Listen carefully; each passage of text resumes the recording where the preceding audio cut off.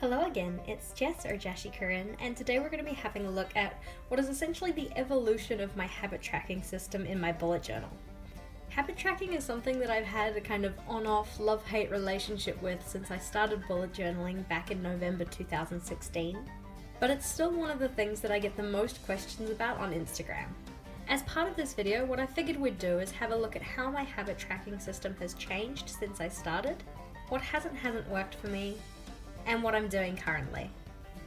So my first habit tracker was the third thing that I put into my first bullet journal. As you can probably tell, this layout was heavily inspired by Boho Berry. The way this tracker worked was that for each task that I wanted to do daily, I coloured in a box for the days that I did do that task. If the task was something that I knew I wasn't going to be doing on certain days, for instance rising before 7 AM and not doing that on the weekends, I just put a small line through that box. For the first month that I did this did work out quite well. You can see that I did end up filling in all of my boxes for the days where I actually did my tasks. But as you'll see, I did eventually move away from a system where I had to turn my book in order to fill in my habits. For December, I did stick with the same layout, but as you can see, towards the end of the month, I did stop filling it out because it just really wasn't working for me. I also wrote a few notes to myself so that I could see why certain habits weren't necessarily tracked and how things may have changed. For instance, when I finished school, I stopped getting up before 7 AM and started trying to get out of bed before 8 AM.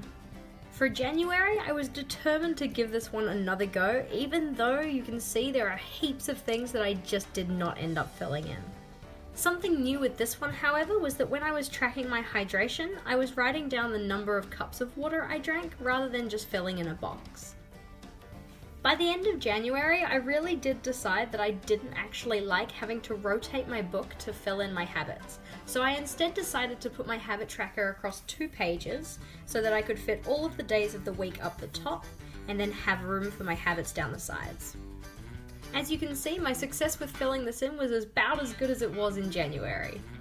In March, I decided that my February tracker had actually taken up too much space, so I was going to put it back down to 1 page. So again, I opted in for that turning of the book layout. Having found that my habit trackers so far weren't really inspiring me to get things done, I decided that I was going to change things up in March and instead try and fill in my boxes for completed habits with a pattern instead. Whereas previously I had used an individual line to mark off days that I wasn't going to do a task, in March I decided to use a different coloured pen for this. So you'll see that for this one, any lines that are filled in with grey instead of green are for days where I decided that that task didn't necessarily need to get done. In April, you can see I really fell off the wagon with actually tracking the things that I wasn't doing. For this one, to schedule days that I wanted certain tasks completed, I put a grey outline around the box. So you'll see here, from the 14th onwards, for getting up before 7 AM, none of these boxes have grey outlines because that was my holiday period.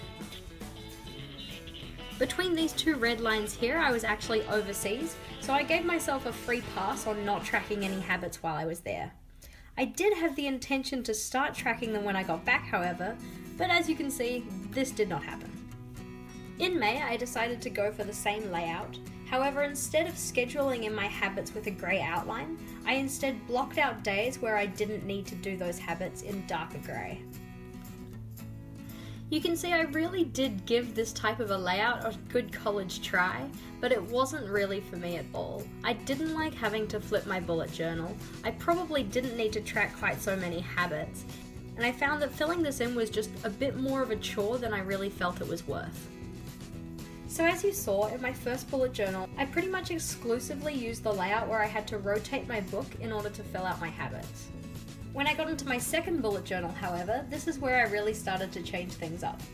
The first month that I had in this bullet journal was June, and for this one I decided that I wanted to try and put my habit tracker on my monthly spread, just so I'd be a little bit more inclined to look at it and hopefully fill it out. Initially this did start off slightly better, but again towards the end of the month I did stop filling things out. For this one, anytime I didn't complete a habit, I just put a small dot in the box so that I knew that I had actually recorded not doing that habit. In July, I opted in for the same thing, but instead brought back that pattern shape and didn't put dots for days where I didn't do my habits.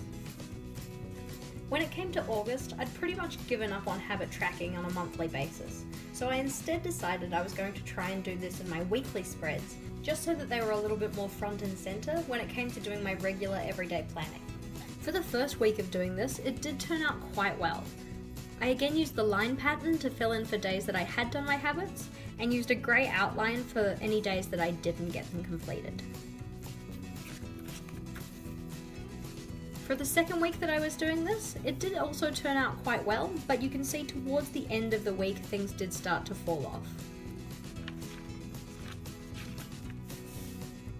For the third week of August, I was actually quite sick, so I didn't actually get many of these things filled in. However, you can see that I did opt in for drawing icons for my habits rather than using text, and this is something that I've continued to use. For September, this is where we start to get into a format that I use more often. So instead of using a format where I had to flip my journal to fill in my habits, I instead opted in for less habits to track and using a more vertical layout. So you'll see here we have all of the days of the month listed down the side, and then my habits listed as icons at the top of the page. Anywhere filled in is a day that I did that habit, anywhere not filled in is a day that I didn't. This format actually worked out a lot better. You can see that I did record my habits up to the end of the month. So this is a format that I have kept for quite a while. In October, I opted in for the same layout. However, I'd wanted a way to track habits that I'd partially completed or at least attempted.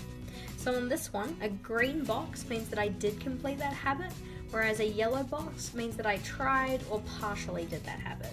So for instance, this column here is associated with having a healthy dinner. So I'd fill in a box in green for any time I did have a healthy dinner, and yellow for something that wasn't necessarily healthy but I did actually eat.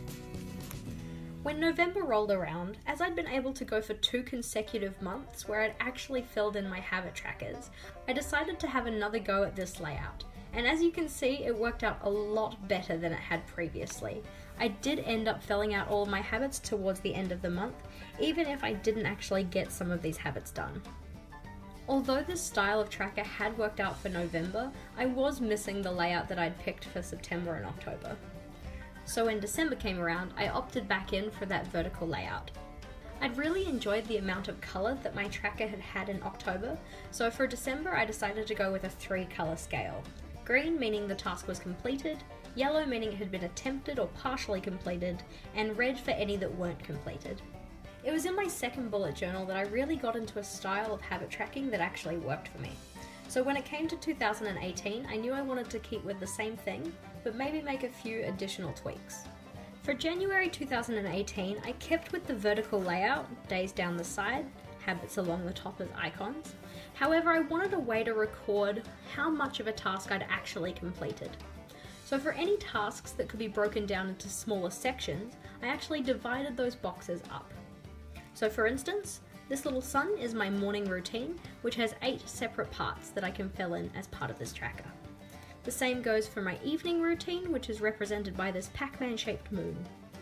Along with that, we also have my water tracking, so 8 glasses a day, 8 individual segments, and healthy meals for the 4 meals I have a day. I found that this style of habit tracker keeps me a lot more motivated to actually fill my habits in.